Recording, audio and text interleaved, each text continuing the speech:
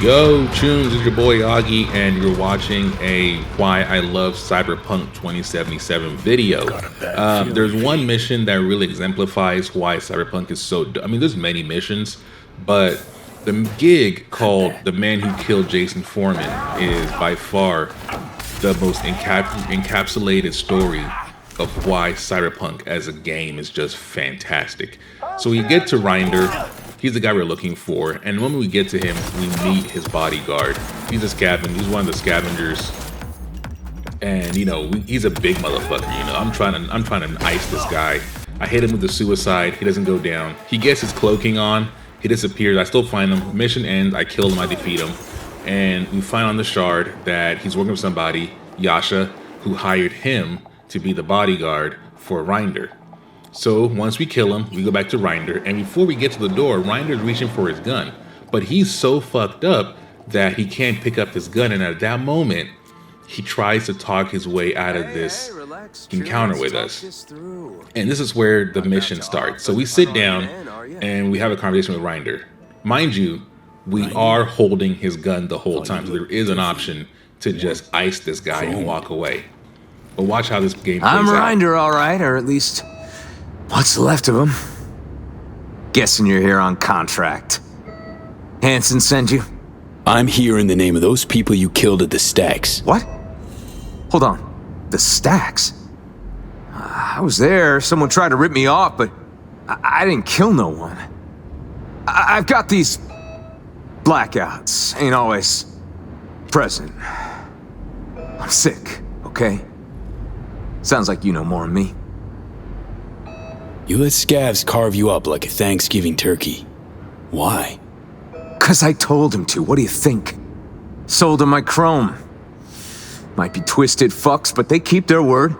Now you're gonna tell me that hulking slab of a scav that came at me was your ripper? That bumbling buffoon? So we're gonna just talk proof to him they can't guard for before we get shit. to the main meat of the conversation. Well, we're gonna talk to him for a bit to kind of get what is going on in his head, his backstory, and just what was he up to. my tunes too. And you find out that he was in the army. He enlisted. He was 20 when he went in, and Johnny isn't having any of it. 20. Had no excuse. Fuck did he think it'd happen? Stuffing himself with combat wear like a pinata. So now we get to Matter decide. of time before he burst. We still always have the option to kill him, but we don't kill him right away. So we bring up the kid and we tell him what he did, and then we get the confession. Why? What for? I'm sick, all right? Wanted to pawn my chrome, collect enough scratch to get treated. And it seems like Jason was my might go-between with have the local scavs. egged on here you Rinder to the point of cyberpsychosis, though it doesn't justify Rinder going, blackout and killing everyone. It does also mean that Jason was not an innocent bystander in all of this. But we also see where the cyberpsychosis that Rinder's experiencing just takes over. And having fought enough cyberpsychos in the game, you know that when they are possessed with their psychosis, they are just unstoppable killing machines. So one can only imagine this guy just going, balls to the wall in Dogtown, in the shacks, just killing everyone. Been doing Hanson's dirty work for years. Tying off loose ends. That all blackout too? Fuck you want me to say? And Rinder isn't the most apologetic guy either. Like, he remembers what he's done, and he knows that he's wrong for it, but he's not the most apologetic, and that's where the first option in this mission comes in. Which, Johnny is irritated just by his body language. I'm sorry. As if you know shit about Dogtown anyhow. Dogtown chewed him up, shat him out. Place must be packed with hapless turds like him. Be simpler if it was. And I agree. It looks like Rinder is always looking for an excuse as to why he acts the way he acts, and he's not taking on the full responsibility of what he's done. But at the same time, as the player, you also hear how, Night City and Dogtown really just chewed this guy out and spat him back out. The options in front of him was really options of necessity, not really of want or choice. But we still are trying to get to the bottom of this, and we're just interrogating him to figure out, what is really the underlying pinnings of this guy. And we're trying to get him to understand what he did, but he just doesn't get it. So you say sorry, I forgive you, and then what? You go on your merry way? Off some more peeps? How? What with? Fucking look at me! Look at me! What else have I got to lose, huh? They fucked me over, all of them! Used to be a soldier. Look at me now! Had heaps of time to walk away before you dove off the deep end. I was 20, okay? Put my faith in Hansen. Wasn't the first or last. And make everything my fucking fault now? And here it is. Here's the first moment. After that outburst, he kind of loses all redeemable qualities to him. And for the first time in a Cyberpunk side quest or even main mission, Johnny really just like, Better choose your dude, next words carefully. do it. Like he has an Emperor Palpatine moment right here, and it's kind of hard to not listen to the voice in your head telling you to pull the trigger. Matter of fact, Johnny becomes the embodiment of intrusive thoughts. And like you're thinking about, man, do I really want to zero this guy? I understand his plight. I kind of sympathize with him. But do you really want to zero him? And it's not until Johnny really comes in and just goes, nah, fuck it. I don't know. I'll look for help. Hit up some big name rippers. Not calling it quits yet. Ended up like some fucking cripple. Easy to feel sorry when there's a gun to your head. Don't let the murdering piece of shit tug at your heartstrings, V. And at that point, pull the trigger. And there you go.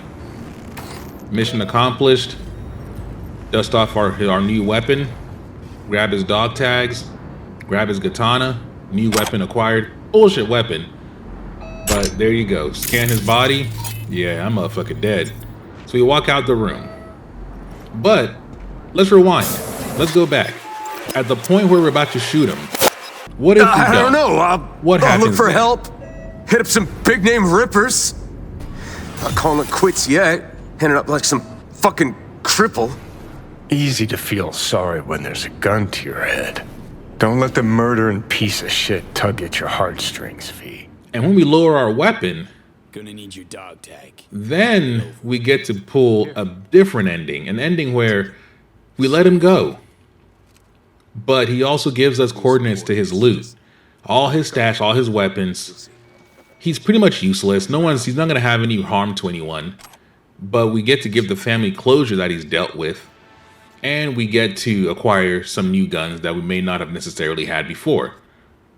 But psych, nah, fuck it. Kill him anyway.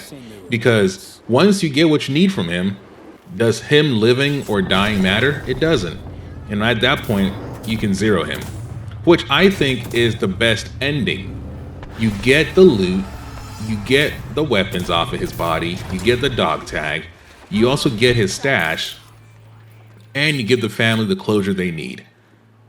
And I think that is the best way to go about all this. The stash, by the way, is located to the far right over there, and you have to put in the pin code 1975 to unlock the stash box, unlock the storage unit.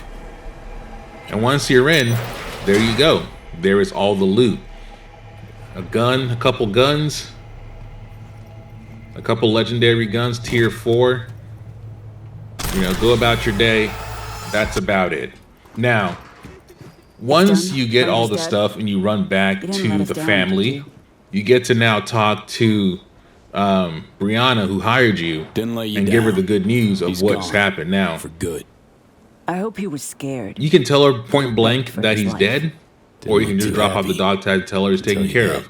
Both ways, she interprets it as he is dead. And now that you've killed him, you know that both endings of that sentence are true. Taking care of him and I killed him, essentially in Night City, means the same thing. So, that's the preferred ending. Congratulations, You get a call from Mr. Hands, and you guys have a nice little chat about the store, about the mission. He congratulates you, he closes the contract. But now, let's go back to the very beginning. What happens if you just choose the pacifist, let this man go route? Because this is where Cyberpunk shines. Remember, Johnny doesn't like this guy. Johnny fucking hates him because he can see himself in him. Fine. And where he fucked up. I regret it, okay? However, if you I keep regret choosing all the years with peaceful Hanson. route, Joined you up when I was unlock just a a whole kid. different Kept conversation my head tree down, followed that orders. gives you more Whatever insight I into did, who Johnny I is, was who sorry. Rinder was, and you in a know way, shit about why Dogtown Night City anyhow. just fucks everyone at the end. Dogtown chewed him Enjoy. up, shat him out. Place must be packed with hapless turds like him. Be simpler if it was all Hanson's fault. Tell me, what don't I know about Dogtown? It wasn't scavs try to fuck me over. It was that shitweasel Jason. Dogtown's teeming with filth like him. Makes Vargas look good in comparison. You see how they live in those cargo containers? Bunch of fucking savages. Can't have folks leaving either, nuh-uh. Want you to rot right there beside them. Took a look at the scene. Only shots fired came from military-grade iron. Kind only you could carry. Then you bashed Jason's head against the ground more than a dozen times. Tossed the rest around like rag dolls. Was blood everywhere. No, it's impossible. I swear, I would've... He's telling the truth. Blacked out, that's why he can't remember. Combine heavy psi-wear with a short fuse and you've got a perfect recipe for carnage. If it is cyberpsychosis, then maybe there's still hope for him. Thinking Regina. Knew plenty who joined the army to make a quick buck. Hell, was one of them myself. But 8 years to sprout a conscience? Nah, fuck that. Put him down? That your solution? Karma had it coming to him. Of course, less you're gonna take pity on every asshole who starts feeling blue. Rinder. These blackouts, violent outbursts. Ever consider the possibility you might have cyberpsychosis? What, cause I didn't tuck tail when that longsword trash tried to fleece me? Give me a fucking break! Look at me! What else have I got to lose, huh? They fucked me over, all of them! Used to be a soldier. Look at me now! Had heaps of time to walk away before you dove off the deep end. I was 20, okay? Put my faith in Hanson wasn't the first or last. And make everything my fucking fault now? And those whiny bitches I dropped at the stacks? Fuck them! Fuck Dogtown! I'd burn this shithole to the ground if I could, along with everyone in it!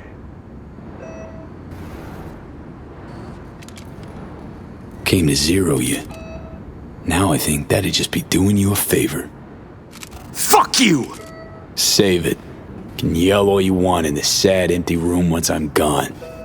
Fuck you! Right. Got two options. One, you hand over your dog tag and I Delta. Want to know the second?